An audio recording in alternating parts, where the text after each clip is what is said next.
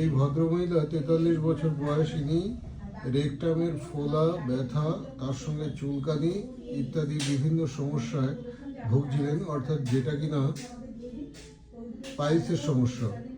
এই পাইলসের সমস্যায় দীর্ঘদিন মানুষ ভোগেন, কিন্তু তেমন কোনো উপকার পান না। শেষ পর্যন্ত অপারেশন করার চিন্তা ভাবনা করতে হয়।